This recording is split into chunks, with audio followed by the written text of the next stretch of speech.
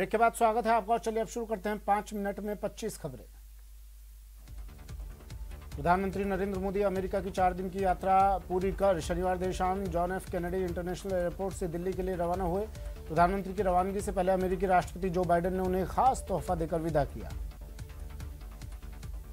Biden ने मोदी को 157 कलाकृति और पुरावशेष सौंपे। ये दूसरी से लेकर 18वीं सदी तक पुराने हैं। इन कलाकृतियों की वापसी पर प्रधानमंत्री मोदी ने खुशी जाहिर करते हुए राष्ट्रपति बाइडेन का शुक्रिया अदा किया। प्रधानमंत्री की स्वदेश वापसी पर उनका भव्य स्वागत किया जाएगा।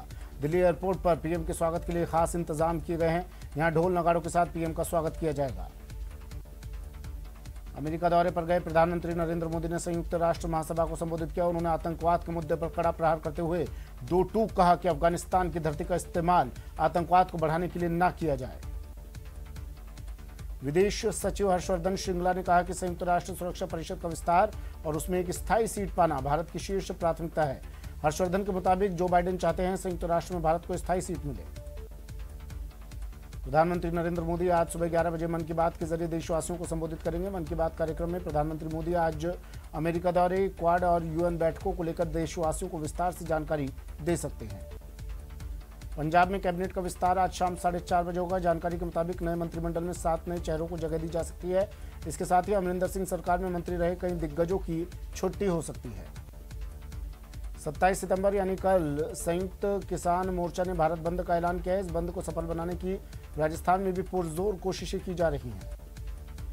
जेएनयू छात्र संघ के पूर्व अध्यक्ष और सीपीएम नेता कन्हैया कुमार कांग्रेस का हाथ थामने वाले हैं।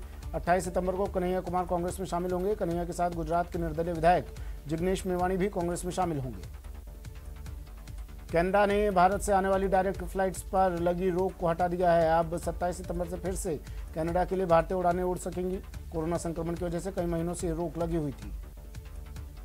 कुछ महीनों पहले यास तूफान ने देश के तटीय हिस्सों में जमकर तबाही मचाई थी। वहीं अब बंगाल की खाड़ी में एक और नया तूफान तैयार हो रहा है। इस बार ये तूफान गुलाब बनकर ओडिशा और आंध्र प्रदेश के कुछ इलाकों को जलमग्न करने की तैयारी कर रहा है।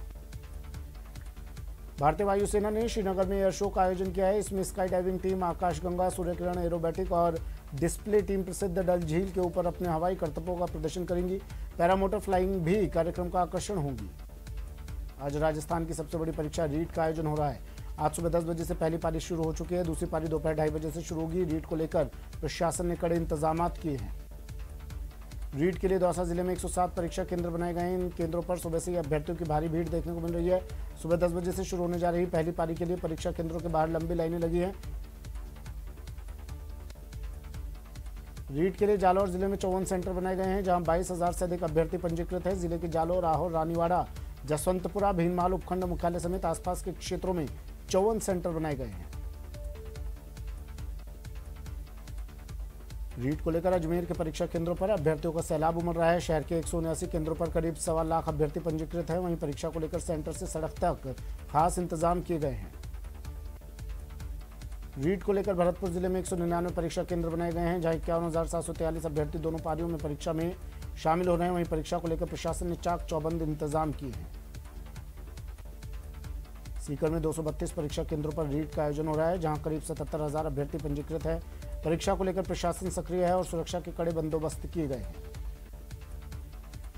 नागौर में रीट पास कराने की गारंटी लेकर अभ्यर्थियों से मोटी रकम की डिमांड करने का खुलासा हुआ है। मामले में पुलिस ने एक कॉलेज संचालक, उसके भाई और 2 लोगों को गिरफ्तार किया।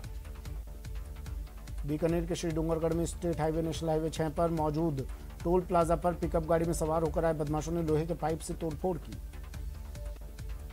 बारां जिले के छबड़ा में मोतीपुरा थर्मल पावर प्लांट पर सुरक्षा कर्मियों ने 2 मजदूरों के साथ बेरहमी से मारपीट की।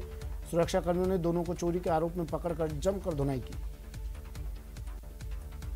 अलवर के शोलालपुरा मोहल्ले में एक युवक ने फांसी लगाकर आत्महत्या कर ली। पुलिस ने पोस्टमार्टम करवाकर शव परिजनों को सौंप दिया और मामले की जांच में जुट गई है।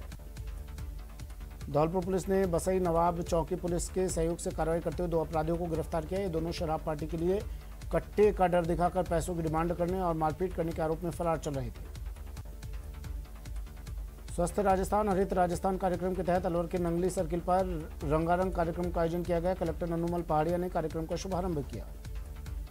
झुंझुनू में स्पेशल बच्चों को टीएलएम किट बांटे गए। इस किट में कई शिक्षण सामग्री का समावेश वैज्ञानिक तरीके से किया गया है। इससे अभिभावक घर पर बच्चे को दैनिक जीवन के लिए क्रियाकलाप, मुद्रा, समय, वजन का ज्ञान अक्षर, अंक आदि कई तरह के प्रशिक्षण मनोरंजक तरीके से दे सकते हैं। अब बड़ी खबर, शांतिपूर्ण तरीके